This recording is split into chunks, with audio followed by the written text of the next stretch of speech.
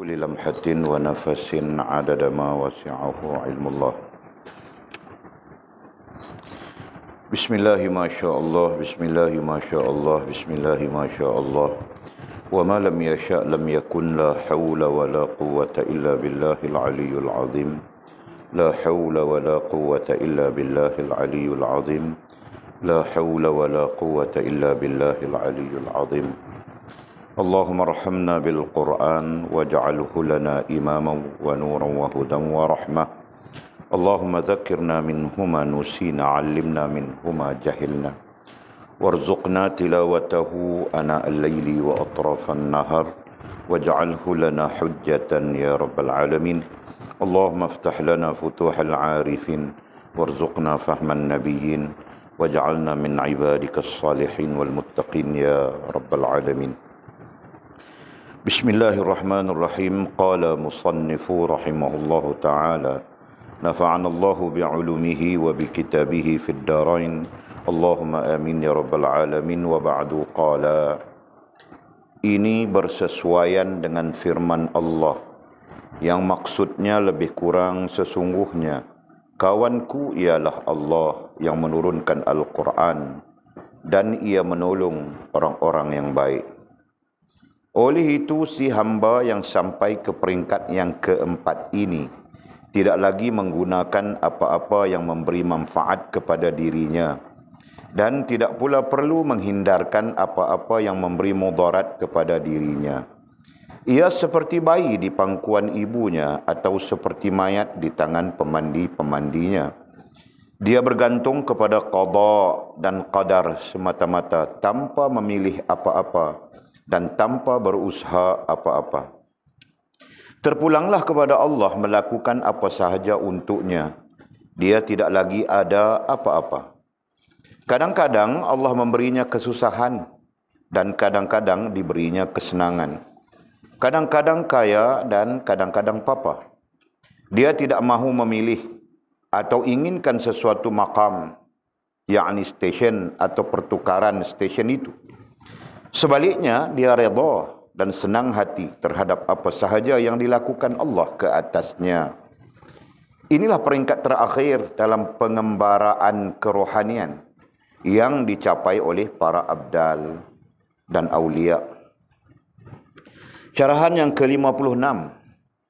Apabila si hamba Allah itu telah menghalau keluar segala makhluk, dirinya sendiri, kehendak dan keinginannya, baik pun hal keduniaan dan keakhiratan, dari dalam hatinya itu, maka tidaklah ia mahu apa-apa lagi selain Allah. Hatinya kosong dari apa sahaja selain Allah. Maka barulah ia sampai masuk ke dalam majlis Tuhan yang maha tinggi. Allah kasih kepadanya dan dia kasih kepada Allah. Allah jadikan segala makhluk kasih pula kepada si hamba itu. Semata-mata kasih si hamba di peringkat ini ialah Allah dan inginkan hampir dengan Allah Subhanahu wa ta'ala. Alhamdulillah, malam ini kita sambung lagi pengajian kita. Masih di syarahan yang ke-55. Kemarin berakhir dengan satu pelajaran besar kepada kita ya. Ayat terakhir kita, tidak boleh dipanggil benar dan baik jika belum mencapai peringkat ini. Jadi dimakingkan ayat itu. Jadi kenapa dimakingkan? Nah, itu pelajaran besarnya. Bagi Walid itu adalah pelajaran besar yang nantinya pulang kita ataupun berada dimanapun kita pikir-pikirkan saja kan. Jangan kita diam, kita pikir-pikirkan gitu. Tidak boleh dipanggil benar. Siddiq, benar, kata benar, istilah Arabnya siddiq.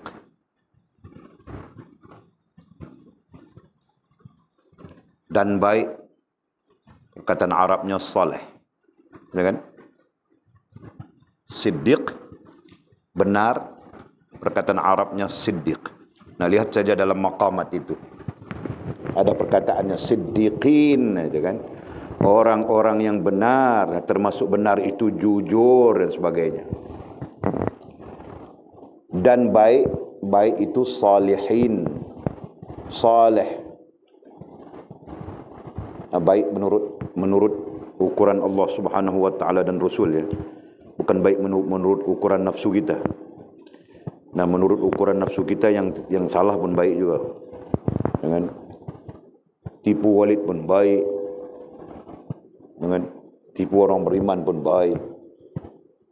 Nah, itu ukuran akal kita. Kerana apa? Kerana di sana dinaungi oleh nafsu kita. Baik di sini menurut ukuran Allah Subhanahu wa taala dan Rasulullah sallallahu alaihi wasallam. Nah, artinya mana yang baik pada Allah dan Rasul, maka itulah yang baik. Mana yang tidak baik pada Allah Subhanahu wa taala dan Rasul, maka itu adalah tidak baik. Walaupun satu dunia manusia mengatakan itulah yang baik, nah tetap tidak baik pada sisi Allah Subhanahu wa taala dan Rasul. Enggak. Jika tidak boleh dipanggil benar ai siddiq dan baik ai saleh jika belum mencapai peringkat ini. Jika kita belum mencapai ai sampai. Mencapai itu satu, ya. Sampai itu satu hal lagi. Ke peringkat ini, yaitu peringkat yang keempat. Peringkat ini ai peringkat keempat. Nah, belajar sudah kita kemarin peringkat yang keempat. Peringkat berada dalam keredaan ilahi, kurniaan ilahi. Nah, peringkat ini hilang dari kita keinginan-keinginan apapun, melainkan keinginan itu berhubung dengan Allah. Jika tidak berhubung dengan Allah, maka keinginan-keinginan itu lenyap saja dari diri kita, dan tujuan kita juga menjadi benar. Ya, tiada lagi tujuan diri kita, tiada lagi kepuasan diri kita. Yang ada hanya untuk Allah Subhanahu wa taala dan Rasul. Nah, kemudian istilahnya kita mau apa? Terserah. Ada orang yang menggunakan istilah khidmat kepada Allah Subhanahu wa taala dan Rasul. Ada orang menggunakan istilah khidmat kepada agama dan sebagainya. Jelas, ya? Okey. Itu pelajaran yang besar Walid bilang tadi. Okey, kita lanjut. Kemudian kata musannif, ini bersesuaian. Ini yang mana ini? Ini isim isyarah. Ada faktanya. Nah, faktanya yang kita sebutkan tadi, kita baca juga tadi, peringkat keempat itu. Faktanya adalah peringkat keempat. Sampai kita baca tadi, dan boleh dipanggil benar ai siddiq, dan tidak boleh dipanggil benar ai siddiq dan baik ai saleh jika belum mencapai peringkat ini. Nah, itu sebahagian daripada fakta ini yang kita sebutkan. Nah, ini bersesuaian dengan firman Allah. Bersesuaian ngam. Fakta yang kita sebutkan tadi, yang mursyid kita Maulana Abdul Qadir Jailani rahimahullah ta'ala sebutkan tadi, ngam dengan firman Allah Subhanahu wa ta'ala yang maksudnya lebih kurang. Firman Allah, ya. Maksudnya lebih kurang. Sesungguhnya kawanku ialah Allah. Ini terjemahannya kawanku. Nah, jangan kita pandang kawan-kawan macam kita kawan-kawan. Sebab itu ada terjemahan yang lebih relevan, bilang teman. Lagi relevan penolong. Nah, itu. Sesungguhnya kawanku, ai teman, ai penolong. Wali, kan? Ayatnya nanti kita sekejap kita cari. Nah, kita punya mu'jam Quran belum datang. Sesungguhnya kawanku ai penolongku. Nah, pakai satu saja. Ialah Allah yang menurunkan Al-Quran dan ia menolong orang-orang yang baik. Nah, ayatnya berbunyi, innama waliyukumullah. Innama wali. Nah, perhatikan ada berapa ayat? Boleh cek ni? Ada. Nah, terjemahannya apa? Baca ayatnya dulu.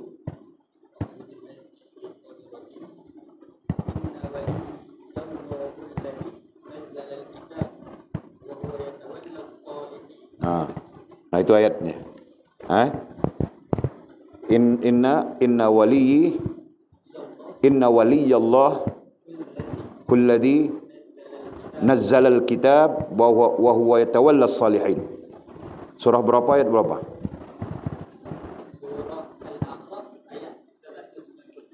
Al-A'raf 196. Dhabit semua orang. Al-A'raf 196. Innama waliyallah. Begitu bunyinya. Innama waliyallah walladzi nazzala al-Quran, ya. Walladzi nazzala al-kitab wa huwa yatawalla as-salihin. Maksudnya sesungguhnya penolong, diterjemah begitu kan? Penolongku. Kawan di sini terjemahnya kawanku, ada terjemahan temanku, ada lagi terjemahan yang paling banyak adalah penolongku, kan? Sesungguhnya penolongku ialah Allah yang menurunkan Al-Quran dan ia menolong orang-orang yang baik. Nah, ayat ini menurut Maulana Mursyid kita Syekh Abdul Qadir Jailani rahimahullah ta'ala sangat ngam dengan peringkat keempat yang kita bincang kemarin. Nah, adapun peringkat keempat itu pada sisi lain adalah peringkat orang yang sempurna hubungannya dengan Allah Subhanahu wa ta'ala. Jelas itu. Nah, Al-Quran ini memberi gambaran orang-orang yang sempurna hubungan dengan Allah Subhanahu wa ta'ala. Maka Allah menolongnya. Allah sentiasa menolongnya, memberi pertolongan kepadanya. Dalam bentuk apapun, dalam keadaan apapun, dalam suasana apapun. Nah, sentiasa saja mendapat pertolongan daripada Allah Subhanahu wa ta'ala. Nah, itu maksud ayat ini. Jelas, Jul? Nah, jadi justru kita jangan kita jangan menjadi hamba-hamba yang jauh daripada Allah Subhanahu wa ta'ala. Jauh lawan daripada hampir, gitu kan? Nah, sebaliknya kita berusaha, sungguh-sungguh berusaha untuk meletakkan diri kita sebagai hamba yang hampir, terhampir atau paling hampir atau apapun istilah yang kita mau gunakan dalam hubungan kita dengan Allah Subhanahu wa ta'ala. Kenapa? Nah, kerana disitulah datangnya pertolongan Allah Subhanahu wa ta'ala secara khusus, ya, secara khusus. Adapun pertolongan Allah Subhanahu wa ta'ala secara umum, nah itu banyak. Kita bercakap sudah secara tidak langsung. Rahman, nah itu pertolongan Allah Subhanahu wa ta'ala secara umum. Yang kita istilahkan Allah melayan hamba-hambanya. Melayan itu termasuk menolong, kan? Nah, secara umum. Nah, di sana ada lagi pertolongan Allah Subhanahu wa ta'ala secara rahim, gitu. Dan ada pertolongan Allah Subhanahu wa ta'ala secara latif. Bahkan dikatakan para ulama itu adalah pertolongan yang paling indah. Latif, ya kan? Nah, terserah kita. Terserah kita mau pertolongan Allah yang bagaimana. Para ulama kita mengajar, menjelaskan kepada kita pertolongan yang terbaik. Adapun semua pertolongan adalah baik, tetapi pertolongan yang terbaik untuk dicapai adalah latif. Adalah latif. Nah, jadi gabungkan saja keilmuan itu, fakta itu, maklumat itu. Kemudian kata musannif, oleh itu, nah fakta lagi. Apa faktanya di sini? Simi syarah di situ, apa faktanya? Faktanya, kalau mau Allah menolong kita, kalau mau pertolongan Allah, justru kita mau pertolongan Allah. Kenapa kita mau pertolongan Allah? Kerana kita berdiri dengan la haula wa la quwwata illa billahil aliyul azim. Kerana kita berdiri dengan tidak punya daya dan upaya apapun, rohaniah dan jasmaniah kita. Gitu kan? Nah, kalaupun ada pada kita ikhtiari juga termasuk izin Allah Subhanahu wa ta'ala. Ya kan? Nah, ada apa pada kita ikhtiari? Belajar semua orang sudah. Apa itu ikhtiari? Ikhtiari itu daya fikir dan daya tindak. Justru ada daya fikir, datang kemudiannya daya tindak. Ya betul. Tapi daya fikir dan daya tindak itu pun tidak berlaku melainkan dengan izin Allah Subhanahu wa taala. Nah, di sana menunjukkan bahawa benar kita tidak mempunyai apa-apa pun melainkan dengan pertolongan Allah Subhanahu wa taala. Justru sangat wajar kita tidak sombong, tidak angkuh, gitu kan? Tidak takbur. Sangat wajar. Kenapa? Karena kita sendiri pun bergantung penuh dengan Allah Subhanahu wa taala. Berhajat penuh dengan Allah Subhanahu wa taala. Nah, begitu. Okey. Oleh itu, siapa? Si hamba yang sampai ke peringkat yang keempat, katanya. Oleh itu, si hamba yang sampai ke peringkat yang keempat ini, peringkat keempat apa, Mizi? Kau cerita semula.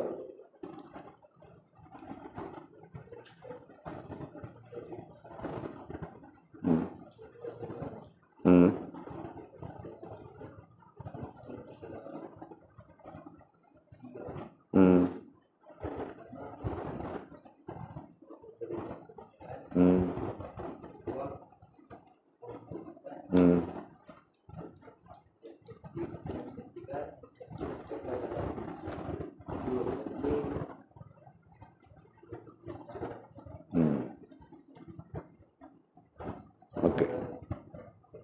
Okey. Lagi mau cerita lagi ke peringkat keempat?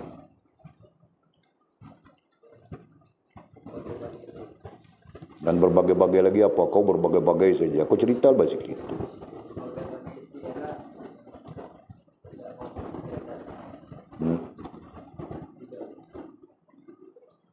Nah, ada lagi cerita peringkat keempat itu banyak, Bamizi. Kau ni kedekut saja ilmu kau, ha? Masuk neraka kau kedekut ilmu ini. Pendosa.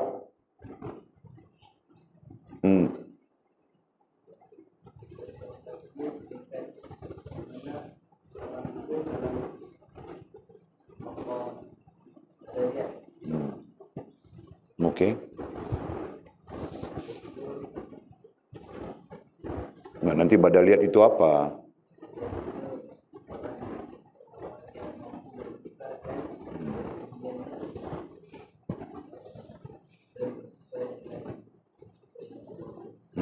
Okey, good. Terus?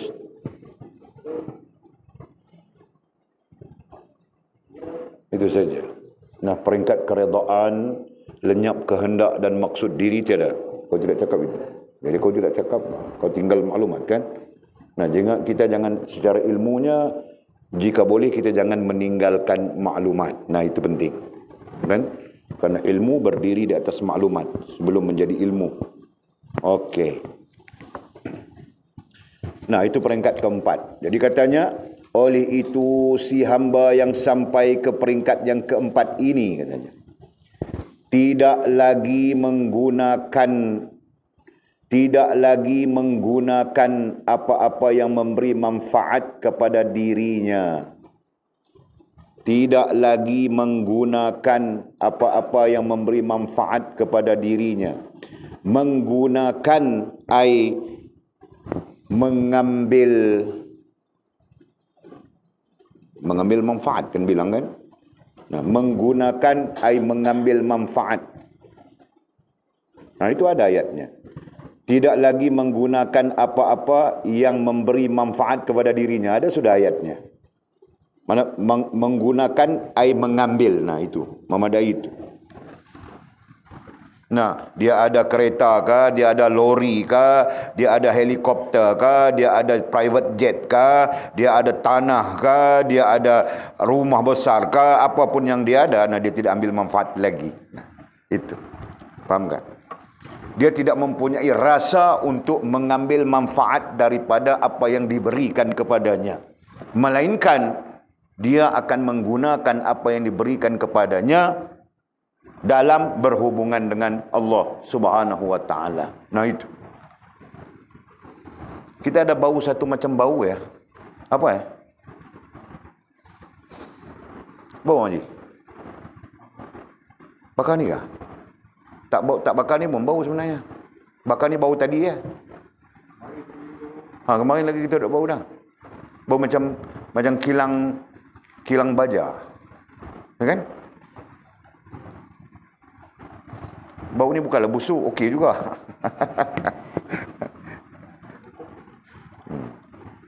Okey, nah, boleh nampak tu dia sebut kan? Oleh sebut sekali lagi. Kurang jelas. Nah, tidak lagi menggunakan air mengambil apa-apa yang beri manfaat kepada dirinya, berupa benda,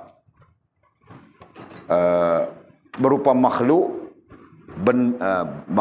benda, hal dan perkara. Nah, dia tidak ambil lagi, tidak mengambil manfaat. Faham tak?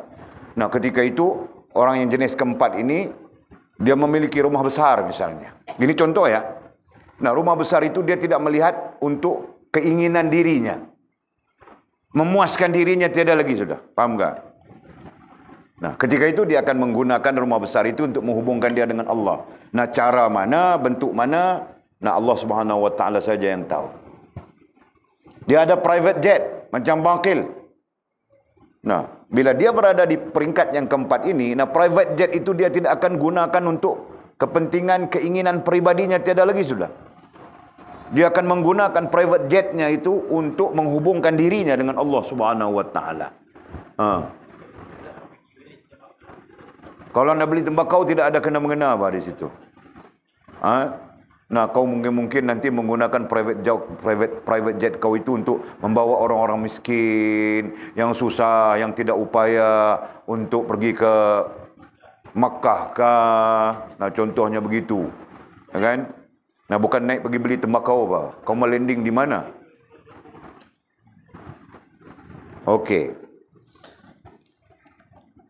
Boleh fahamkah itu contohnya? Nah, kiaskan kepada hal-hal yang lain. Nah, mungkin dia ada kolam renang. Nah, kawan Walid di Kuala Lumpur sana, apa tempat dia, Walid lupa sudah. Rumahnya ada kolam renang. Nah, dulu dia pakai anak isterinya berenang sama-sama. Nah, setelah dia kembali kepada Allah SWT, sedar diri dan sebagainya, nah, kolam renang di rumahnya itu dijadikan pusat latihan anak-anak daripada sekolah-sekolah tahfiz, sekolah-sekolah agama itu berenang. Nah, kan secara percuma. Minggu ini tahfiz ini datang, kan, belajar berenang dan sebagainya. Nah, minggu ini orang lain datang. Jadi kolam mandi di rumahnya itu, kolam renang di rumahnya itu dimanfaatkan untuk anak-anak tahfiz ini belajar berenang. Nah, itu contoh bagaimana individu itu tidak mengambil manfaat daripada mengambil manfaat kepada dirinya, apa yang ada padanya. Faham tak? Nah, itu contoh. Jadi kiaskanlah. Kiaskanlah kepada hal-hal yang lain. Si hamba yang sampai ke peringkat yang keempat ini tidak lagi menggunakan air mengambil apa-apa yang memberi manfaat kepada dirinya. Nah, bahkan manfaat apapun yang mungkin muncul daripada makhluk, daripada benda, daripada hal dan perkara itu akan dichannelkan untuk menghubungkan dia dengan Allah Subhanahu Wa Taala. Boleh lihat banyak sudah orang jenis ini. Orang yang berlaku kepada mereka begini. Banyak sudah. Ya. Kalau dulunya macam-macam caca merba saja. Kan? Nah, sekarang tiada lagi. Masya-Allah, la haula wala quwwata illa billah. Antara yang Walid kenal itu Iwan. Iwan tahu tak? Iwan. Kamu orang tidak tahu Iwan? Nah, artis dangdut itu. Ya kan? Semua Allah punya, kita tidak punya. Ya kan? Tahu tak? Nah, dia. Tu Walid kenal tu. Walid pernah jumpa dengan dia. Pernah sembang-sembang benda, hal dan perkara. Nah, begitu juga tidak pula perlu menghindarkan memikirkan apa yang memberi mudarat kepada dirinya daripada makhluk, benda, hal dan perkara. Nah, dia tidak fikir dulu. Nah, istilahnya kita tidak fikir lagi. Kita cuma fikir hubungan kita dengan Allah. Nah, itu orang peringkat yang keempat. Lazimnya begitu. Nah, secara ilmu ya, kalau kita berusaha ke arah itu, nah mudah-mudahan kita sampai. Atau kita melihat orang lain nantinya, jika begitu, nah dia berada di peringkat keempat sebenarnya. Fahamkah? Nah, orang itu kalau mau minta dia doa, minta dia doa. InsyaAllah barakah doanya. InsyaAllah makbul doanya. Fahamkah? Nah, kalau kau mau makil, kau mau minta doa, kau mau minta kepada Allah supaya sembuh anakmu sakit. Kan misalnya, kan kau sendiri tidak tahu macam mana, nah kau cari orang seperti itu. Fahamkah? Kau jangan cari orang yang lagayam, laga ikan, jangan. Itu contoh. Fahamkah?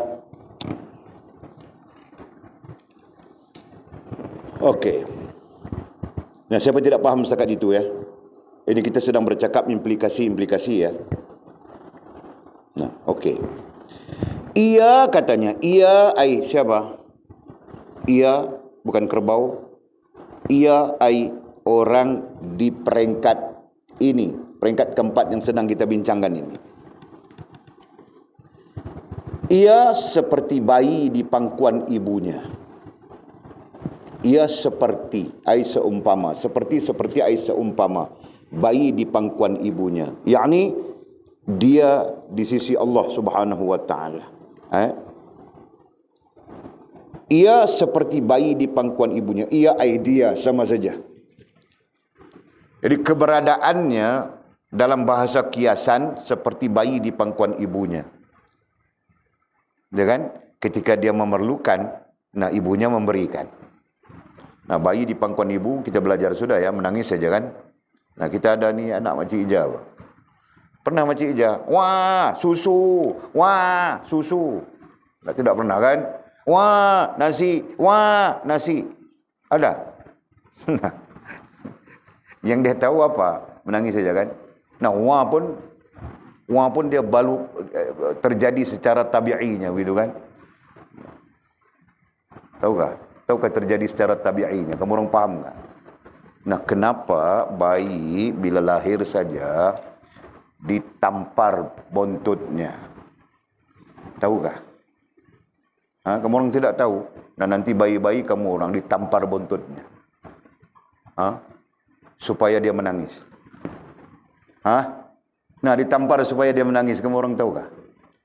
Nah, kamu orang apa pun tidak tahu lagi, gatal sudah semua. Mizi pun kau gatal saja. Dah kenapa? Kenapa? Jadi kau tidak tahu. Apa yang kau tahu? Nah, itu Walid cakap tadi. Nah, cakap yang Walid tidak cakap apa? Apa lagi yang kau tahu?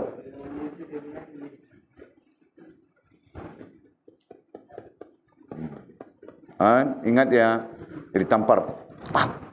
Wah, dia menangis. Begitu kan Mimi? Nah, kau dulu pun begitu bah. Tidak mengaku saja. Aduh. Nah, baby keluar itu didiam saja. Ya kan? Tidak tahu apa-apa di alam yang baru ini. Nah, dia di alam rahim sana kan.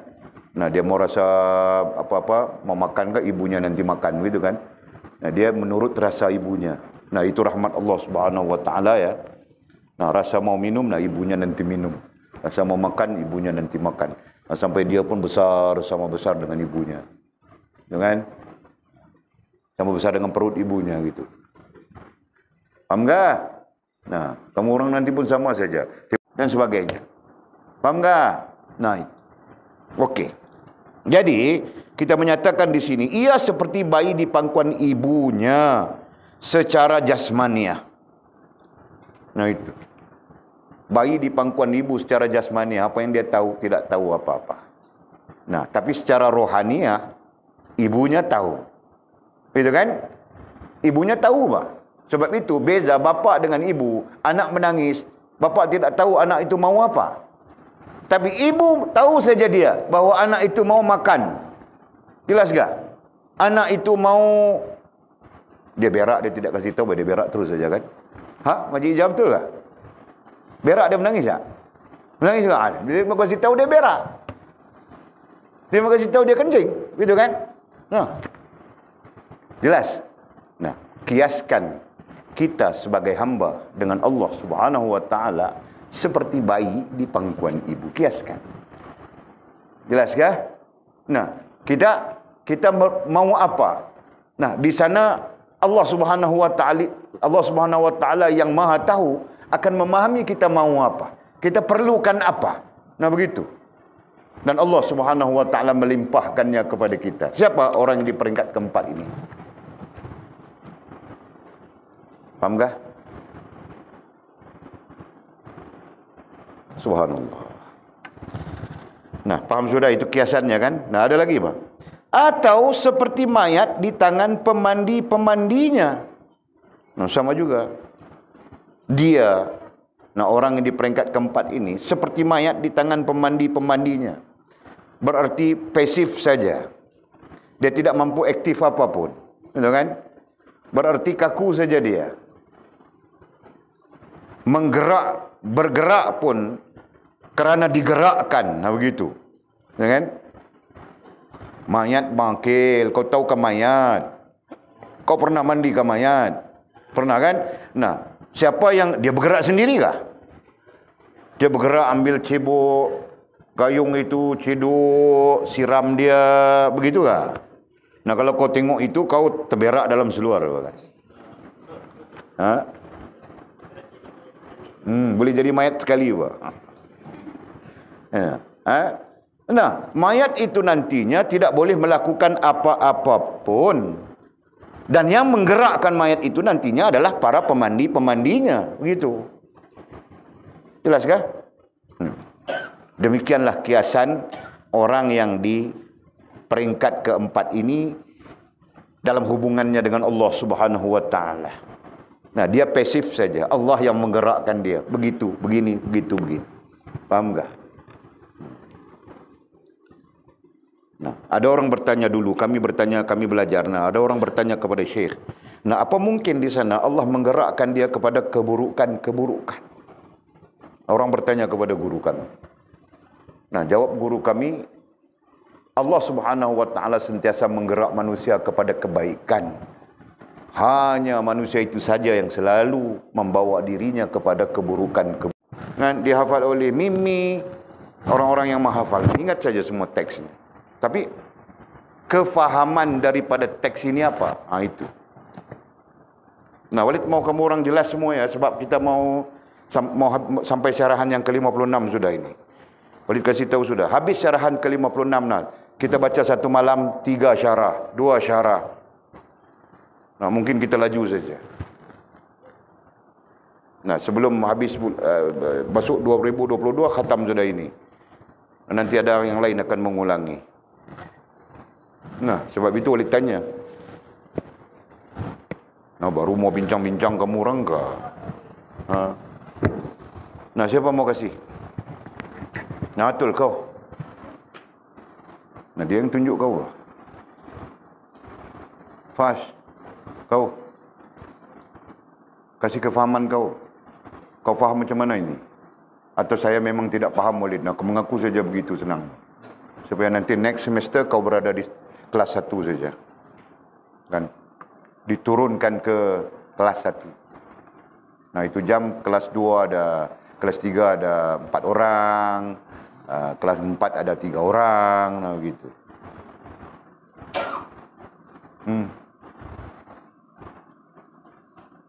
Atau kau memang tidak faham?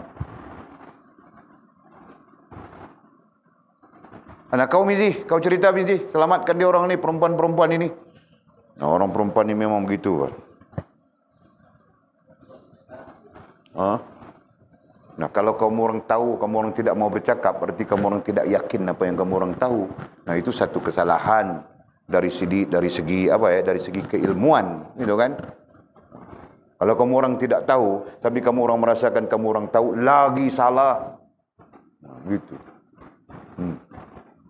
Nah, kau Mizi, mau minum air dulu kah? Mau minum air dulu kah? Nah, jadi kalau tidak cakap terus. Itu kau terjemah, Pak. Kau jangan keluar dari skop terjemah. Walid tanya tadi apa yang kau faham. Berarti kau perlu membawa andaian lain. Kau perlu membawa cerita lain. Dan contoh lain. Nah begitu. Jangan semata-mata berdasarkan kepada teks, kepada matan. Nah, nilai ilmu kita nantinya di situ. Nah, kalau teks, kalau matan pun kau tidak tahu, langsung kau tidak ada ilmu. Kau pandai sembang saja. Nah, begitu pandangannya. Betul kan? Nah, matannya kau tahu. Syarahnya pun kau tahu. Nah, itu ilmu. Begitu.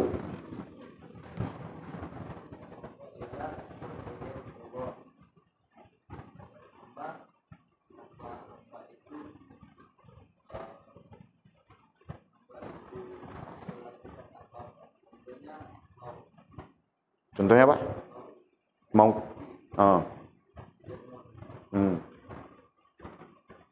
Jadi kau paham ke apa yang kau cakap sekarang? Nah, kau orang tahu, aku paham apa yang Mizi cakap, tapi aku tetap mengatakan yang sebenarnya Mizi pun tidak paham apa yang dia cakap. Dia rasa macam dia paham. Nah, itu satu yang bagus sudah kan? Dia rasa macam dia paham, tetapi sebenarnya belum paham. Kurang. Kau tetap berdasarkan kepada teks itu juga kau bercakap. Nah, maksudnya kau imajinekan teksnya ketetapan. Nah, kau bercakap berdasarkan satu-satu itu. Nah, bukan huraian, bukan pencerahan. Paham enggak? Nah, kamu orang kena keluar daripada perlu membezakan antara teks dasar dengan pencerahan. Nah, daripada sini boleh jadi kitab, boleh jadi 2-3 kitab. Kamu orang tahu tak? Ni ayatnya banyak ini saja. Ayatnya kau buat satu kitab Mizi, kemudian menulis Syekh Mizi namanya. Syekh Mizi. Dia menulis satu kitab tentang bicara. Nah, nama kitabnya Bicara tentang qada. Contohnya. Nah, ini nama teksnya. 400 muka surat senang-senang saja. Tahu tak? Nah, ini saja kau bercakap. Ketetapan Allah yang tidak berkait dengan ikhtiar hamba. Nah, Walid mau kasih tahu apa? Walid mau kasih tahu pencerahan tentang ini nantinya banyak. Jelaskah?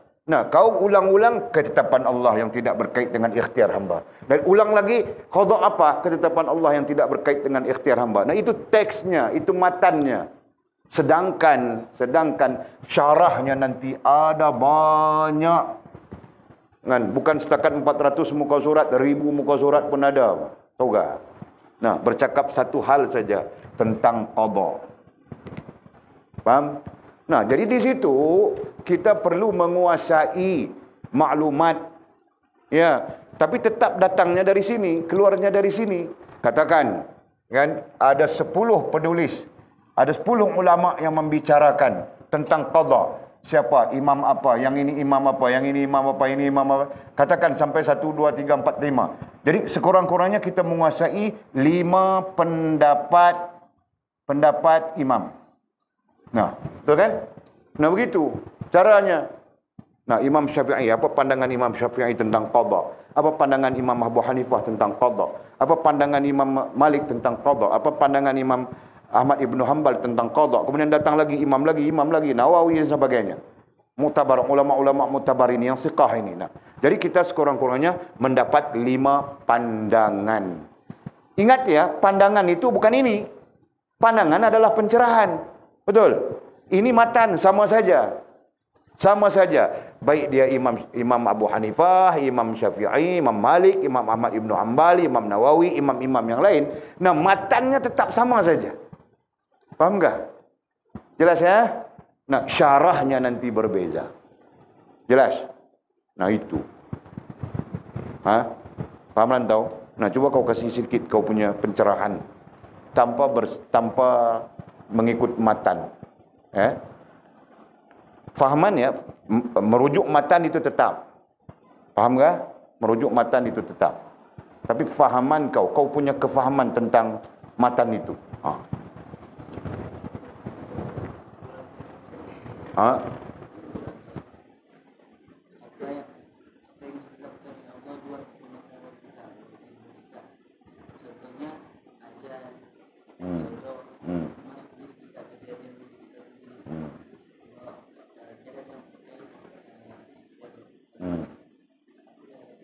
Itu saja. Okey, bah. Tambahkan maklumat ya. Nah, cara mana kita akan dapat maklumat yang banyak? Caranya belajar sampai kajian kitab. Dengar ya? Nah, belajar sampai tahap kajian kitab. Nah, sekarang kamu orang berada di daras, gitu kan? Di tahap daras. Gabung sekali dengan dasar. Oleh karena kamu orang datang dalam keadaan yang dasar ilmunya cuma jumping begitu kan. Nah, Walid gabungkan saja, kompres saja. Jadi kalang kabut semuanya. Ya? Jadi berarti belajar sampai kajian kitab. Nah, nanti kamu orang mempunyai maklumat yang banyak untuk bercakap dengan orang lain, untuk menyampaikan kepada orang lain. Nah, kita menyampaikan dalam keadaan kita mempunyai pengetahuan yang benar. Nah, begitu, jangan hanya pandai bercakap saja, lepas itu goreng macam-macam. Bismillah saja goreng sejam politik semua. Kan? Ilmu bukan goreng-gorengan ya, ilmu dipertanggungjawabkan. Nah, sekali kita bercakap tentang hukum halal, haram, boleh, tidak boleh, nah kita akan bertanggungjawab sampai di depan Allah Subhanahu wa taala. Faham tak? Nah, itu ilmu. Jadi berhati-hati. Jangan main mudah macam orang sekarang, kan? Main mudah saja. Okey, terus. Katanya dia bergantung kepada qada. Nah, maksudnya dia bergantung kepada ketetapan Allah Subhanahu wa taala yang dia memang tidak tahu. Hanya Allah Subhanahu wa taala saja yang tahu. Sama ada berkait dengan kita, bahkan berkait dengan seluruh alam semesta. Dunia sampai akhirat. Jadi dia bergantung kepada Allah Subhanahu wa taala, bergantung kepada qada. Dan qadar, nah sama maknanya saja kan? Cuma qadar itu tambahannya adalah berkait dengan ikhtiar hamba. Jadi dia orang yang sampai ke peringkat keempat ini bergantung bertawakal kepada Allah, yakni kepada qadanya mutlak dan kepada qadarnya mutlak. Jadi kepada qadar itu bagaimana? Nah, sama saja Walid bilang tadi, dia tetap bergantung kepada ketetapan Allah Subhanahu wa taala. Jadi seolah-olahnya begini, Pak. Nah, ini boleh padam ya. Seolah-olahnya, ini boleh cerita seolah-olah, gambaran ilmiah. Gambaran ilmiah, gambaran ilmu.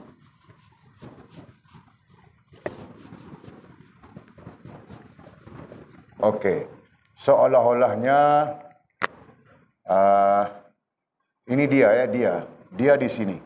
Nah, jangan kita tulis dari atas ke bawah, susah. Nah, dia di sini. Jadi dia bergantung kepada qada. Qada ataupun kita terjemah siapa ya, ketetapan. Nah, ketetapan dalam konteks qada ini tidak berkait dengan dia. Itu kan? Tidak berkait dengan dia. Berkait dari segi terlibat terus saja.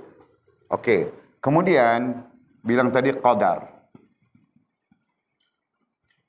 Nah, sama saja qadar juga adalah ketetapan, tetapi ini ada terkait dengan ikhtiyari. Ikhtiyari. Nah, ini terkait dengan ikhtiyari. Sedangkan ini tidak terkait dengan ikhtiyari, gitu kan? Nampak kan? Nah, jadi dia bergantung penuh kepada qada, berarti ilmu Allah Subhanahu wa taala saja di sini. Allah saja yang tahu kan?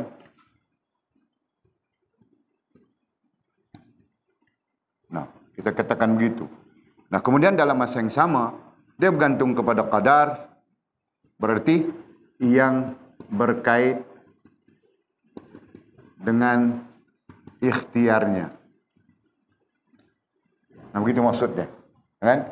Jadi contoh mudah, jika dia sakit, nah dia akan ikhtiar untuk berubat selama mana tidak bercanggah dengan syariat Allah Subhanahu wa taala. Nah, di mana? Di sini.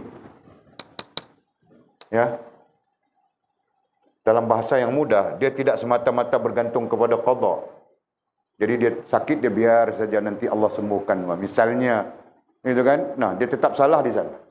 Jadi dalam teks kita menjelaskan dia bergantung kepada qada dan bergantung kepada qadar. Jelaskah? Nah, ini sah sebab gabungan di antara qada dan qadar itu nantinya keluar kepada kita yang namanya takdir. Nah, ini kita belajar sudah semua. Kan? Gabung, campur qada, campur qadar, maka kita dapat sama juga nantinya takdir. Nah, dia sakit. Dia sakit. Kita katakan dia di sini dia sakit. Sakit itu ketetapan Allah Subhanahu wa taala. Ada dalam qada Allah Subhanahu wa taala sudah. Nah, dan Allah Subhanahu wa taala juga yang akan menyembuhkan, tidak tahu bila. Dalam ketetapan Allah Subhanahu wa taala. Nah, dia bergerak untuk berikhtiar. Ya, dia dari sini dia bergerak untuk ikhtiar. Pergi cari ubat, cari hospital, merawat dan sebagainya. Gitu kan?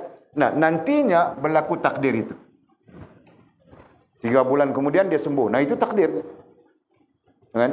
Kalau 3 bulan kemudian dia tidak sembuh, nah lagi 3 bulan diberi. 3 bulan lagi pun tidak sembuh, tambah lagi, Pak. 3 bulan lagi, nah 9 bulan pun tidak sembuh. Nah, ujung 9, 10, 11, 12. Nah, boleh siap-siap untuk kafan sudah. Kain kafan perlu beli. Kan? Paham tak? Nah, itu contoh boleh kasih ya. Nah, ada orang 3 tahun berubat, 5 tahun berubat. Betul kan? Nah, itu contoh. Paham tak? Nah, orang kencing manis saja bertahun-tahun saja berubat. Kan? Nah. Jelas kah? Okey. Jadi mungkin di sana ada andaian lain di sisi. Contoh, nah orang kencing manis ini nanti dia mati dengan kencing manis. Nah, itu andaian sisi orang panggil. Tetap tertakluk kepada ketetapan Allah Subhanahu wa taala jua. Jelas kan? Nah, andaian sisi ini terserah kepada manusia. Kalau manusia itu alim, mungkin dia tetap balik kepada hal ini dan hal ini saja. Selalunya orang yang jahil yang mempunyai andaian sisi yang begitu tinggi. Nah, sampai-sampai tidak percaya Allah pun ada sudah. Kan? Dia tidak percaya bahwa Allah memberi sihat, Allah memberi sakit. Dia percaya obat yang menyembuhkan. Nah, sampai begitu pun ada. Nah, itu berpunca dari andaian sisi. Enggak? Okey.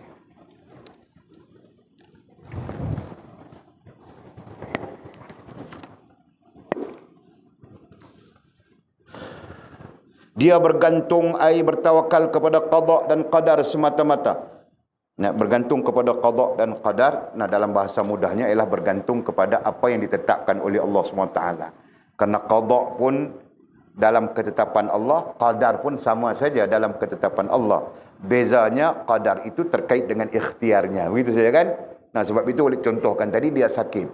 Nah, ketetapan Allah dia tidak tahu, mungkin mati dengan sakit itu saja mungkin. Kan?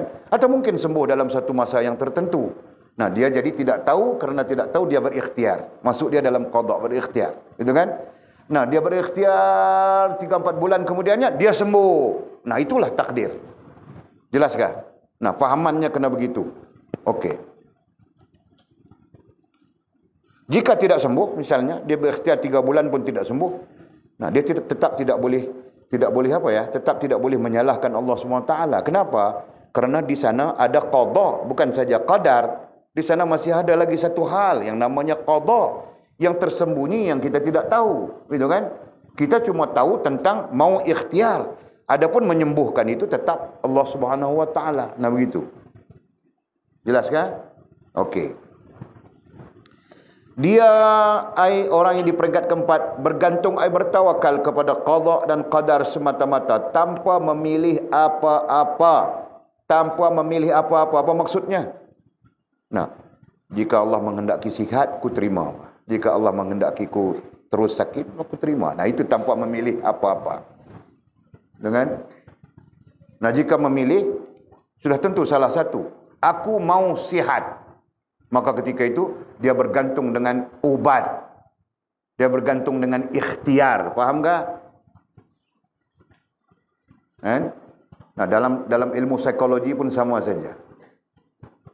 Punca kepada depression kita belajar. Stress and depression adalah kita sendiri yang menetapkan keputusan sesuatu. Faham tak? Punca kepada stres, tekanan. Punca kepada depression. Depression pun tekanan juga pada dasarnya kan. Depression. Depression. Nah, walaupun belajar juga orang putih, Pak. Tapi susah menjadi orang putih. Jadi makna dia beza ke dua-dua tu? Tak sama kan? Nah, stres disebut tekanan. Jadi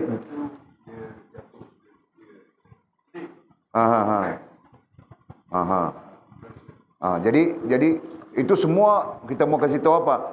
Gambaran-gambaran daripada kesalah-tanggapan terhadap Allah SWT. Nah, kalau kita terhadap Allah ya. Tapi dalam kajian-kajian psikologi, punca kepada stres, punca kepada depression tadi, dan punca kepada anxiety, punca kepada neurotik. Kamu orang macam tahu saja istilahnya aku sebut. Pandai kah? Nah, punca-punca kepada tekanan-tekanan itu kita bilang tadi, salah satu faktor besarnya adalah kita bersifat menetapkan dan pasti. Faham tak? Nah, Mizi menetapkan dia sakit gigi, bah. Dia makan ini Panadol ni mesti sembuh. Mesti sembuh. Dia pasti sudah. Nah, ketika dia makan 3 hari sudah tidak sembuh. Nah, di situ punca stres. Dan di situ punca depression. Faham tak? Faham tak, Jul? Nah, kau makan ubat berapa hari sudah, Jul?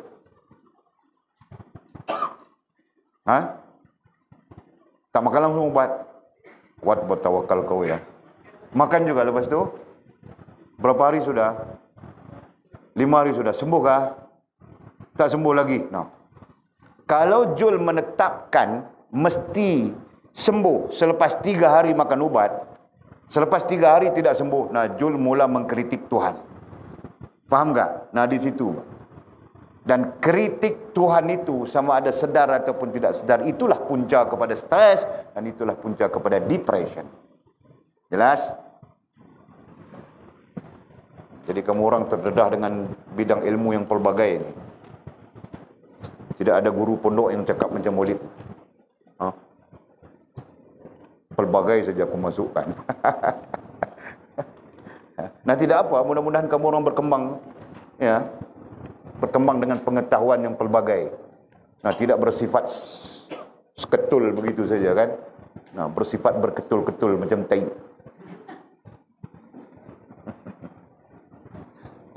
Nah, sekurang-kurangnya insya-Allah.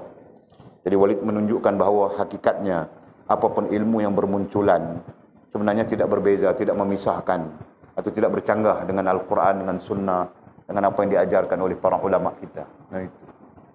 Hanya kerana kita terhad, kajian kita terhad, penelitian kita terhad, nah nanti kita membahagikan bahawa ini akademi, ini, padahal semua ilmu sama saja.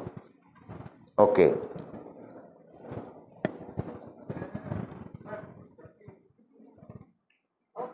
Tawakal, yes. Sebab itulah para ulama kita. Seorang ahli tib terkenal kita adalah Ibn Sina, betul kan? Dan dia menulis dalam Qanun Fit Tib, jurnal bukunya, kitabnya Qanun Fit Tib. Ubat yang terbaik adalah bertawakal kepada Allah Subhanahu wa taala. Makna bertawakal itu bergantung dengan Allah Subhanahu wa taala. Jadi bila disebut bergantung, ada dua perkara. Bergantung kepada qada satu hal, bergantung kepada qadar satu hal. Jelas dah tu. Bergantung kepada qada berarti Allah yang menetapkan tapi kita tak tahu. Macam mana? Bergantung kepada qadar berarti Allah tetapkan. Kita cuma perlu ikhtiar. Itu. Jadi konsep qada adalah izin, konsep qadar adalah ikhtiar. Bila berlaku izin dengan ikhtiar, jadi dia ikhtiar dah 3 hari makan ubat, tak mau nak lega, dia sambung lagi ikhtiar lagi. Mungkin Allah tak izin lagi, begitu seterusnya tanpa dia rosak hubungan dengan Allah SWT. Ini yang kita kata, rosak hubungan dengan Allah SWT itu punca kepada tekanan kita sebutkan tadi. Bila dia rosak hubungan dengan Allah, dia mula bergantung dengan ubat. Kata-katakan Panadol. Celaka, makan 3 hari pun Panadol tak lega. Dia akan mewujudkan satu image baru. Kan? Sebelum ni Panadol bagus. 3 hari dia makan Panadol tak lega, dia kata celaka Panadol pula dah misalnya dan sebagainya. Jadi apa yang kita kata? Konsisten syakhsiah kita tak konsisten, tak istiqamah. Dalam satu konteks lain kita berbincang. Itu punca nak jadi depresi dan sebagainya. Depression. Kena cakap begitu betul. Dia tak jadi lain. Depression. Itu punca dia. Dan psikologi, dalam psikologi kita belajar, dia sebut tentang kita meletakkan mesti.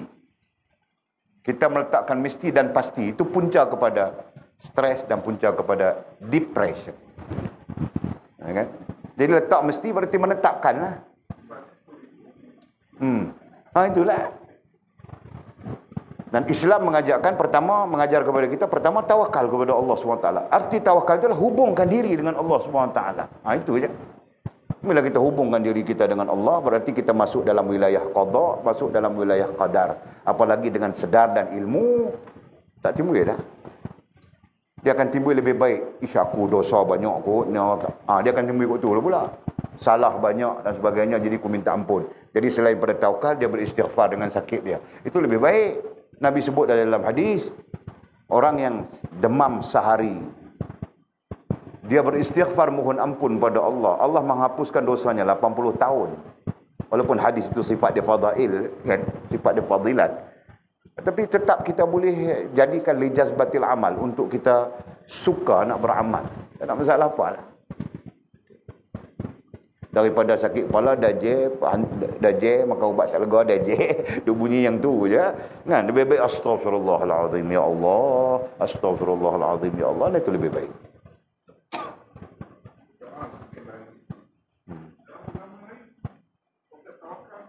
Ada. Saya buat PhD saya yang pertama adalah perbandingan agama, muqarranatul adyan, usuluddin muqarranatul adyan. Jadi saya baca teks Amitabha Buddha, dan teks Buddha Nirwana tu saya baca.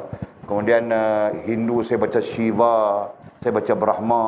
Lepas tu lagi satu Atisvraya. Saya baca tu, cari maklumat kan. Kemudian agama yang saya tak bacanya, agama baru-baru, macam bukan barulah, agama yang tumbuh daripada Syiah. Contohnya macam Bahai apa semua, kita tak sempat. Tak cukup maklumat lah. Tapi agama-agama macam Hindu, Buddha, Kristian, semua ni, termasuk Yahudi je kita baca, memang konsep dia sama aja. Sebab kitab-kitab agama mereka menyatakan begitu. Menyatakan konsep tawakal, tapi istilah mereka bukan tawakal lah. Kan? Konsep nirwana adalah konsep kesatuan dengan Tuhan. Bentuk kesatuan dengan Tuhan mereka pun faham. Bukan boleh masuk dalam Tuhan masuk dalam badan kita masuk dalam, tak boleh. Mereka mau faham. Kesatuan tu dalam penjelasan mereka adalah hampir sampai Tuhan sayang kat kita. Mereka pun faham macam tu. Kan? Jadi sebenarnya sama aja dalam konteks dan istilah yang berbeza. Kan, contohnya macam masa Ekal. Dua doktor, satu India, satu Cina. Pakar. Bila saya bersembang, bincang dengan mereka tentang keadaan bayi kan, keadaan baby pada masa tu. Jadi last kali dia pun, saya nasihatkan Encik, saya bagi pandangan pada Encik lah. Ini kita rujuk pada Tuhan lah. Kan? Saya sebagai doktor bidang ini, saya pun tak boleh buat apa. Ini Tuhan punya kerja. Yang India pun serupa, yang Cina pun serupa. Jadi dia memberitahu saya apa? Dia sedang memberitahu saya pada dasarnya bertawakallah kepada Allah Subhanahu Wa Taala. Tapi dia bercakap dalam versi dia. Ada kan? Kalau dia bercakap dalam versi kita, Encik kena bertawakal kepada Allah Subhanahu Wa Taala, begini. Islam dah dia tu. Kan? Itu contohnya. Kan, clear kan? Saya dah tengok video di Amerika, dia cakap dengan orang putih apa semua kan, dia duduk dakwah kan. Saya tengok orang putih lebih senang menerima konsep tawakal, konsep redha ni. Senang dia terima, dia faham. Kan? Especially Kristian, orang Kristian. Bila dia dengar penerangan, penjelasan, dia boleh terima. Kan? Do you agree? Yes, I agree, kata dia. Same tu dia punya kitab Bible yang dia baca lah, part-part tertentu kan. Bermakna sama benda tu. Pendekatan berbeza, konsep berbeza, macam tu lah. Kan? Boleh clear no? Allah. Okey. Dia bergantung, bertawakal kepada qada dan qadar, dengan makna yang kita telah sebut tadi ya, semata-mata, tanpa memilih apa-apa. Tanpa memilih apa-apa. Dia tidak mestikan, dia tidak tetapkan, dia tidak mestikan. Kenapa? Karena ketetapan itu hanya milik Allah Subhanahu wa taala. Kita belajar begitu kan? Pada qada tetap ketetapannya milik Allah. Pada qadar tetap ketetapannya milik Allah. Pada takdir pun tetap ketetapannya milik Allah Subhanahu wa taala. Ini berarti ketiga-tiga hal itu, ketiga-tiga, qada, qadar, takdir, semuanya ketetapan Allah Subhanahu wa taala. Jadi di sana dengan penuh sedar dia mengelakkan daripada menetapkan. Jelas kah? Apabila dia tidak menetapkan, berarti dia tidak akan memastikan. Ketika dia tidak menetapkan kepastian, ketika itu nantinya dia tidak akan tertekan. Begitu yang kita bincang tadi. Dan tanpa berusaha apa-apa bilang. Dan tanpa berusaha apa-apa. Apa maksud tanpa berusaha apa-apa? Sedangkan kita tadi membincangkan ikhtiar. Sedangkan tadi kita berbincang ikhtiar. Maksud tanpa berusaha apa-apa di sini adalah tanpa meletakkan daya dan upaya pada diri, pada makhluk, pada benda, pada perkara dan hal. Itu. Bukan dia tidak ikhtiar, dia ikhtiar apa? Namanya apa? Keluar cari ubat, makan ubat. Itu. Berarti dia ikhtiar di situ.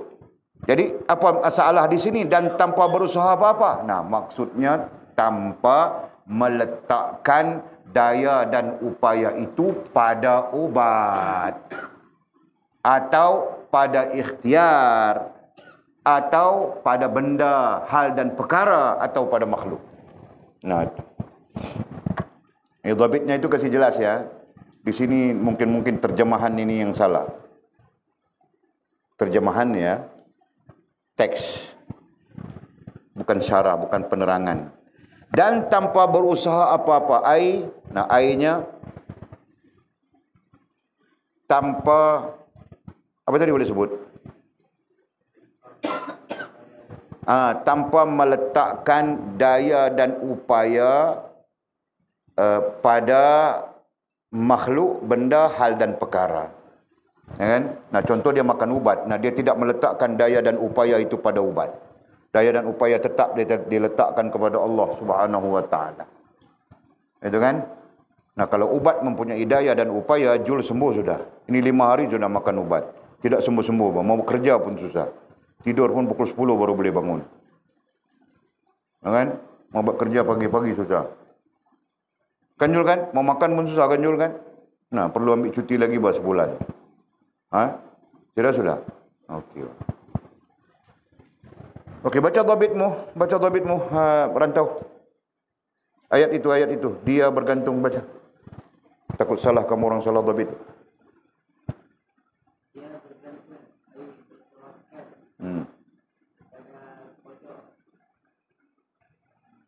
Itu kau rujukkan saja nanti. Dan qadar.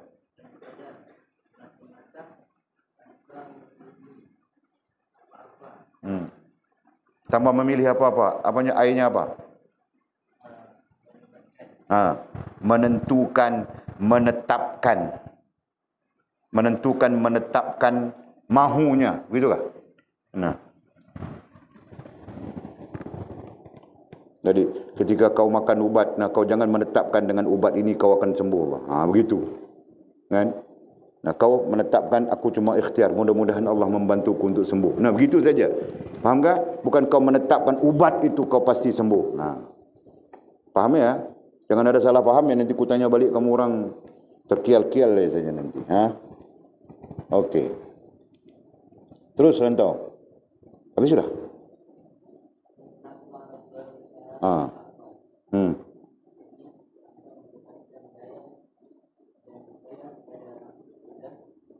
Contohnya apa?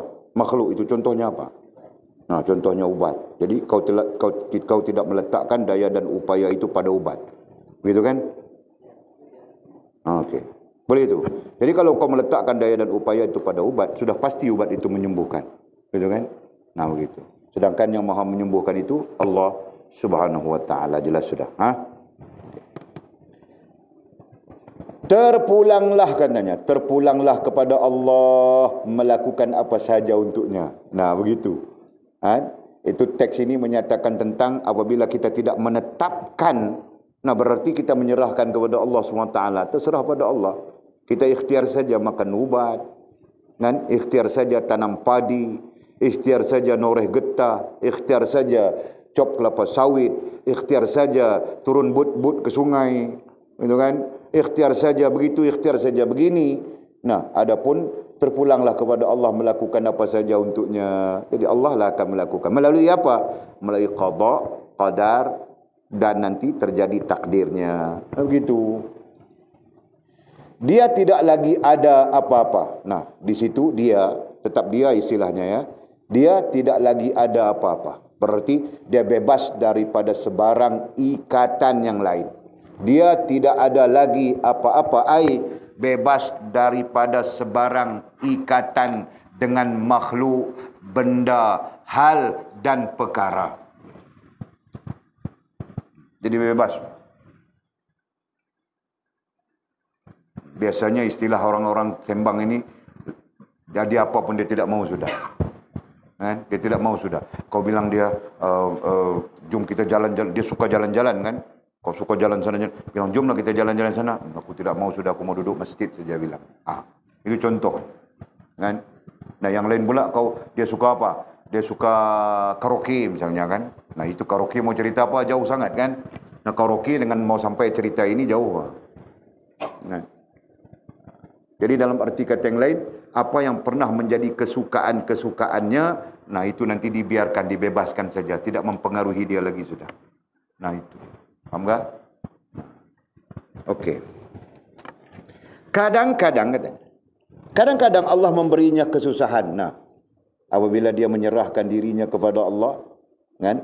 Dan dia sendiri merasakan tidak ada apa-apa lagi. Nah, semuanya apa ya? Semuanya milik Allah, semuanya terhubung dengan Allah. Nah, kadang-kadang Allah memberinya kesusahan dan kadang-kadang diberinya kesenangan. Nah, ketika itu Allah Subhanahu wa taala akan kadang-kadang memberinya kesusahan dan kadang-kadang diberinya kesenangan. Kenapa? Nah, itu kita bilang tadi, Allah akan terus mengujinya. Ya. Allah SWT akan terus mengujinya sehingga menguji dia, menguji kita, bahkan menguji semua makhluk-makhluk hamba-hambanya sampai pulang ke hadratnya. Nah, itu ketetapannya. Sebab itu para waliullah pun tetap diuji. Nabi SAW pun diuji. Gitu kan? Nah. Kadang-kadang Allah memberinya kesusahan dan kadang-kadang diberinya kesenangan. Jadi dia sentiasa akan berada dalam kadang-kadang kesusahan, kadang-kadang kesenangan. Nah, sama saja kan. Kadang-kadang seronok saja, happy, kadang-kadang sedih juga dia. Nah, kadang-kadang kaya dan kadang-kadang papa. Bahkan kadang-kadang Allah beri dia kaya, kadang-kadang Allah beri dia papa. Itu sifat ujian. Dia tidak mahu memilih atau inginkan sesuatu makam, stesen atau pertukaran stesen itu. Bahkan jauh daripada satu sisi lainnya, dia tidak mahu memilih. Dia tidak memikirkan atau tidak mahu memilih, tidak mahu menentukan atau inginkan sesuatu makam atau stesen atau pertukaran stesen itu. Nah, itu kita bercakap tentang makamat, kan? Dia tidak memikirkan sampai siddiqin kah, sampai syuhada kah, apakah dia tidak pikir. Bahkan kalau dia berada di sesuatu makam ya, makam stesen itu terjemahannya, sesuatu makam pun dia tidak fikir mau berubah. Kan? Maksudnya dia tidak fikir mau lebih lagi kah, lebih lagi kah. Nah, begitu. Sebaliknya dia redha dan senang hati. Nah, sebaliknya dia redha dan senang hati terhadap apa sahaja yang dilakukan Allah ke atasnya. Dalam arti kata yang lain, dia berbahagia dengan apa yang dilakukan Allah ke atasnya. Ini orang bilang berbahagia di dalam Allah. Kan? Nah, kita telefon saja, boleh tahan telefon saja, bilang 3 bulan tidak boleh ambil telefon saja, nah kamu orang jadi macam-macam sudah. Mula merancang mau beli telefon lain pula, pendua. Kalau telefon itu boleh photostat, kamu orang photostat banyak sudah. Kan? Kalau bilang lepas ini tidak boleh, siapa pun tidak boleh pakai telefon, mula merancang-rancang macam mana ni, macam mana kita mengatur strategi-strategi. Kan? Aku tahu saja perangai kamu orang, bangkil khususnya. Kan? Dia mungkin pasang kabel dari pondok ini sampai rumahnya di Pitang sana. Pasang kabel, tahu tak? Rancang saja dia. Itu telefon saja, belum yang lain. Nah, kalau orang ini dia redha, dia senang hati terhadap apa saja yang dilakukan Allah ke atasnya. Dia sangat senang dengan Allah, berbahagia dengan Allah Subhanahu wa taala. Nah, benda itu tidak menjadi hal langsung kepada dia. Nah, begitu. Allah ya Allah. Inilah katanya, terakhir, inilah peringkat terakhir dalam pengembaraan kerohanian. Inilah peringkat terakhir dalam pengembaraan kerohanian. Berarti kalau sampai di peringkat ini, pengembaraan kita berakhir sudah. Berhenti di situ sudah. Faham tak? Nah, tidak berkembang lagi. Kalau berkembang hanya maqamat. Begitu kan? Okey, inilah peringkat terakhir dalam pengembaraan kerohanian. Pengembaraan, nah itu istilah. Boleh saja perjalanan, boleh saja perkembangan. Ya, istilah yang lazim bagi kita adalah perkembangan kerohanian. Nah itu. Inilah peringkat terakhir dalam pengembaraan kerohanian yang dicapai oleh para abdal dan aulia. Yang dicapai oleh para abdal. Nah, abdal itu kemudian sebenarnya. Yang dicapai oleh aulia dan abdal. Nah, begitu susunan. Aulia dulu. Aulia adalah para orang yang sempurna hubungan dengan Allah. Nah, abdal satu makam di atas aulia. Dikatanya, inilah peringkat terakhir dalam pengembaraan perkembangan kerohanian. Nah, kalau orang berkembang macam mana pun rohaniahnya akan sampai ke peringkat yang keempat ini. Dari sudut akidah, dari sudut ahli sunnah wal jamaah ya. Nah, dari sudut lain kau sampai boleh gaib. Kau boleh gaib, kau boleh masuk dalam Allah, bersatu dengan Allah, itu datangnya wahdatul wujud, datangnya ittihad, datangnya hulul dan sebagainya.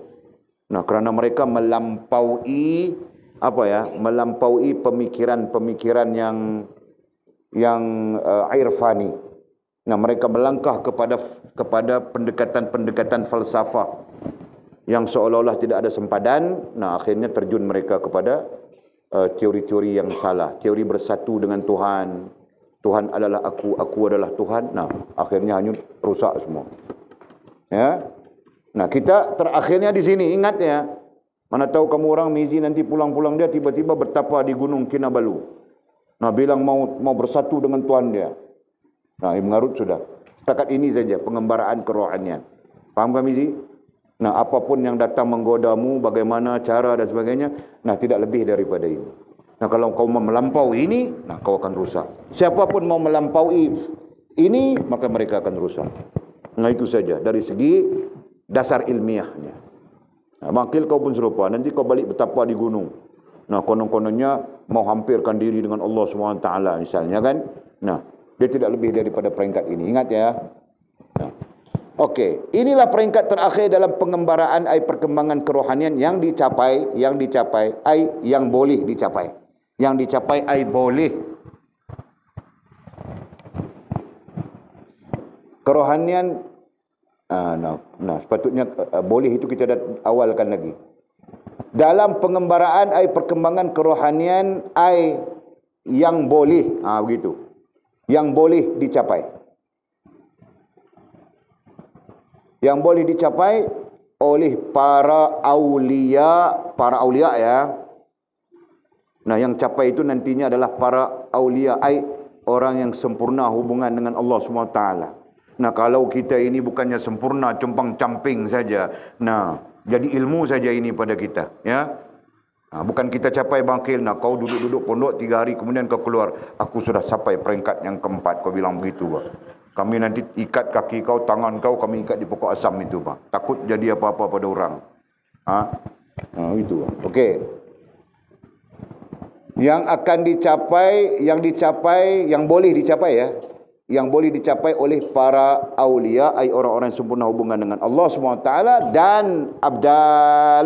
Nah, ini satu makam di atas aulia.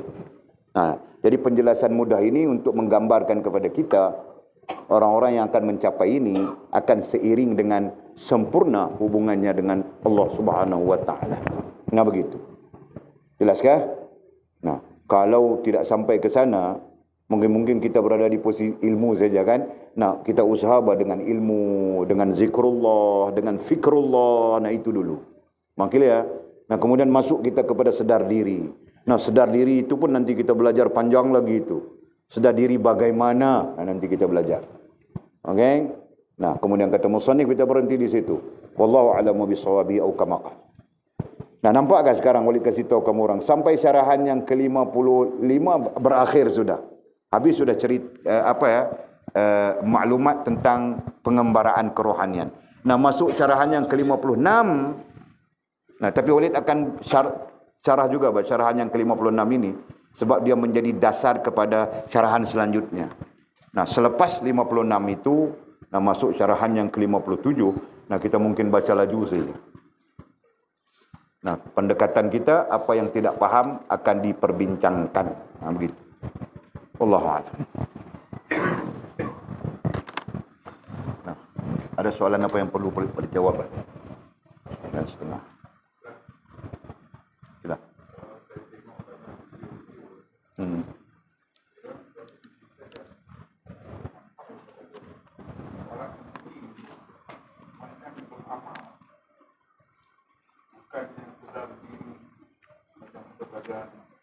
Mana beramal dengan sesuatu maksudnya.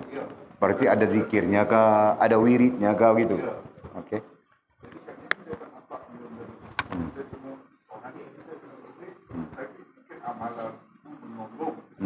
Yes. Ya, itu betul, itu betul.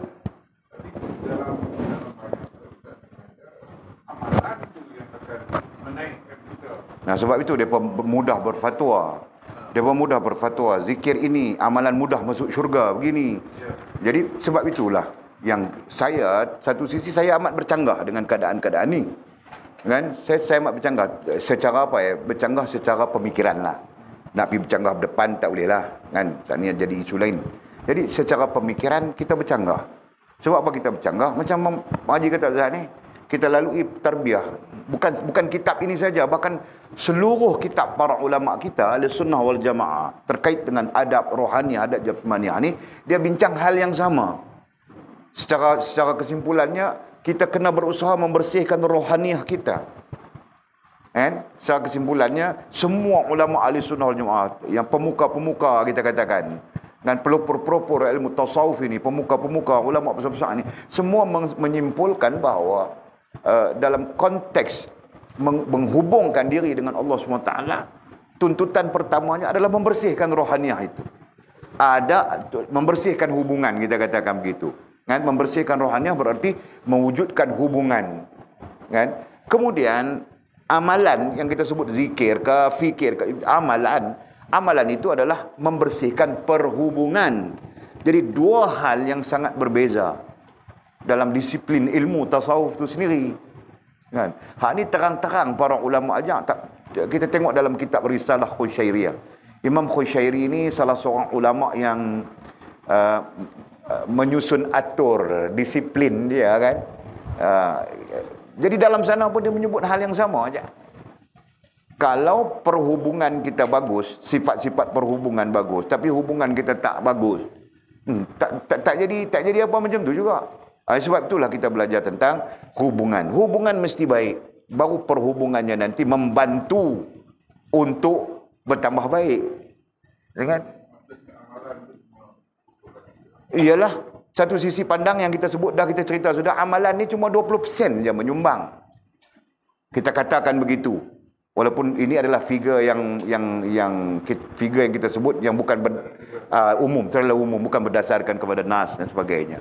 Tapi secara umumnya kita nak beritahu kata amalan ini datang kemudian setelah adanya hubungan yang baik. Itu. Kan? Contoh mudahnya kita bercakap manusia dengan manusia. Contohnya rantau Bila dia ada hubungan dengan si jenab baik, baru jenab minta kelambu dia hantar. Nyamuk banyak bang rantau nyamuk gigitku, bilang dia. Nah, pagi-pagi buta lagi rantau hantar kelambu sudah. Kan? Bilang pagi ni aku tidak sarapan ni, bilang ni aku mau keluar tiada apa ni, hujan kau. Nah, rantau tengah hujan kau hantar makanan. Kan? Nah, semua ini berlaku kerana hubungan yang baik. Dengan baru wujudnya perhubungan tadi, itu rasionalisme dia. Itu tak mungkin wujud perhubungan yang baik dalam keadaan hubungan tidak baik. Di situ ada kemunafikan. Dalam konteks ilmunya, di situ ada kemunafikan. Kalau manusia dengan manusia, di situ ada trap. Sama ada dia nak perkena kita kah? Macam kita pun duk lalui benda yang sama. Dia nak perkena kita. Dia wujudkan perhubungan itu bagus. Ya kan? Itu ini. Macam kita kena lah. Baginya daging, baginya kaki lembu. Jadi kita dah buat sup bagus makannya, kita terlupa rupanya itu adalah trend. Begitu. Ya kan? Jadi sama saja yang perempuan-perempuan duk kena tipu dengan orang, kes macam tu lah. Dia bagi kau cincin, kau pun syok. Dia bagi kau gelang, kau pun syok. Dia bagi kau rantai, kau pun syok. Orang perempuan kan?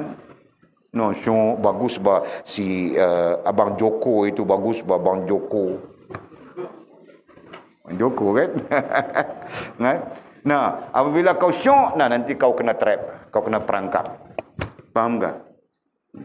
Itu yang kena jual dan sebagainya. Faham Sofia? Nah, jadi berhati-hati bah. Begitu. Boleh clear tak andaian tu, nah? Jadi saya pribadi saya memang tak setuju. Bukan kita marah zikir. Baguslah kalau orang nak berzikir daripada dia duduk karaoke dan sebagainya. Tapi apa kita kata ya? Penjelasan-penjelasan dalam bentuk begitu bagi orang awam dia jadi pegangan. Dia jadi akidah. Di situ kesilapannya. Contoh, 7 amalan mudah masuk syurga. Jadi dia duk baca yang tu, hak tu jadi pegangan dia. Bila jadi pegangan, di situ salah. Kesalahannya di situ. Kan? Jadi dia duk pegang hak tu ya, akidah macam mana dia tak pernah peduli. Munafik ke, syirik ke, apakah dia tak pernah peduli. Misalnya kita katakan, berarti dia berdiri dengan satu fahaman yang salah, satu pandangan yang salah, satu fahaman yang salah, satu pengalaman yang salah. Jadi tak betul semua benar.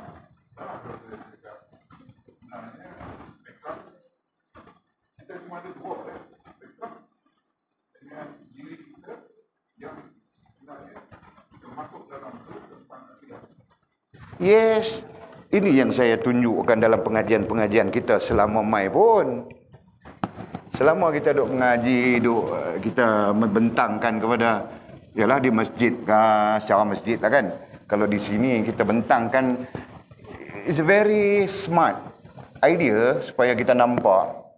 Nah, diri kita di sini. Kemudian di sini agama. Kemudian di sini Allah Subhanahu wa taala. Nah, di sini tauhid. Di sini fiqh. Dan di sini tasawuf. Nah, idea ini kita sebut diagram ini menunjukkan kepada kita hubungan dalam konteks-konteks ilmu, hubungan dalam konteks-konteks dasar hidup kita. Ini hubungan dalam konteks dasar hidup. Agama mesti meliputi kita dan Allah mesti meliputi agama. Ini hubungan dalam konteks ilmu. Diri kita mesti ada ilmu tasawuf, ilmu tentang diri kita. Baru kita boleh bawa diri kita melaksanakan fiqh. Baru kita boleh bawa diri kita melaksanakan tauhid. Itu saja konsepnya. Maknanya dalam ni kalau dipahami nampak semua dah. The way, jalan yang kita nak pergi tu nampak semua dah.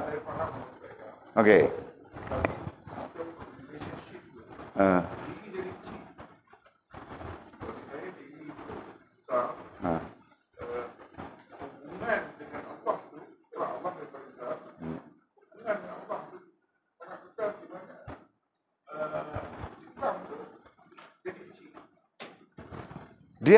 Dia ada beberapa konsep daripada sini. Ini dasar utama. Ada lagi satu dasar, diri, Allah, agama. Nah, ini juga terpakai. Sebab kita datang daripada dua sumber yang sebut. Kan, hadis yang menyebut hadis terkait dengan isu ni ada dua sumber. Satu sumber sebut Allah, iman, Islam, ihsan. Satu sumber lagi sebut Islam, iman, ihsan. Jadi dua sumber. Para ulama kita berpandangan daripada dua hal ini. Hak ni dia panggil apa Dia panggil ilmiah. Yang ni dia panggil amaliyah ataupun praktis. Okay?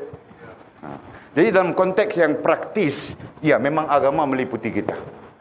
Fiqh meliputi kita. Sebab kita nak praktis.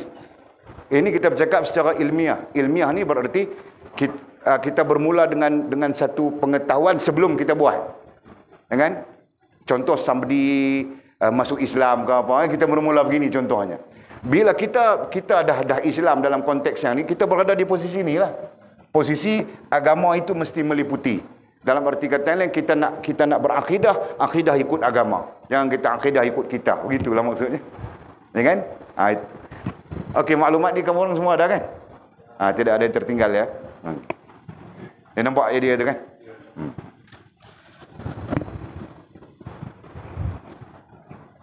Jadi pertanyaan Haji itu nantinya terkait dengan pasal apa bila dia masuk Islam?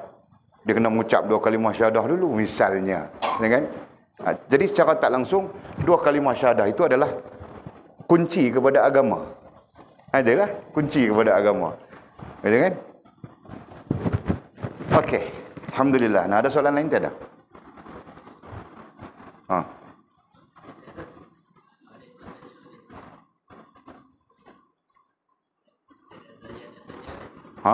Mau tanya saja-saja nak tanya.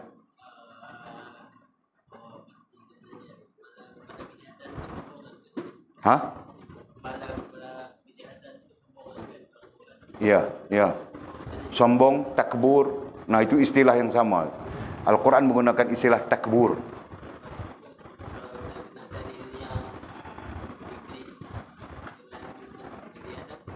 Iya, aba wastakbara kana minal kafirin, itulah dalilnya. Nah, kerana iblis itu takbur. Takbur itu apa? Takbur itu sombong. Nah, karena iblis sombong, maka Allah SWT menghukumkan dia dengan kebinasaan, gitu kan? Nah, perkara yang sama jika kita hidup dengan kesombongan atau kesombongan itu berada di dalam rasa dan perasaan kita, nah berarti kita membawa diri kita kepada kebinasaan, begitu. Faham enggak? Okey. Jadi jangan sombong Pak Makin. Kan? Salam saja. Assalamualaikum. Minta maaf. Nah, kalau salam minta maaf saya tidak tahu. Kita jangan sombong-sombong, Pak. Kau siapa? Aku pendekar akil. Jangan, Pak. Kan? Okey. Habis sudah, Bismillahirrahmanirrahim. Alhamdulillahirabbil alamin wassalatu wassalamu ala asyrafil mursalin. Sayyidina wa maulana Muhammad wa ala alihi washabihi ajma'in. Allahumma iftah lana futuhal 'arifin warzuqna fahman nabiyyin waj'alna min ibadikas salihin. Allahumma ihdinas siratal mustaqim, siratal ladzina an'ama Allah minan nabiyyin was-siddiqin wasyuhada'i was-salihin. Allahumma rabbana iftah bainana wa bain qaumina bil haqq wa anta khairul fatihin. Allahumma a'inna ala dzikrika wa syukrika wa husna ibadatik. Allahumma faqihna fid din wa 'allimna at-ta'wil. اللهم فقهنا في الدين وعلمنا التأويل. اللهم فقهنا في الدين وعلمنا التأويل. وصلى الله على سيدنا محمد وعلى آله وصحبه وبارك وسلم والحمد لله رب العالمين. تقبل الله منا ومنكم. أقم الصلاة.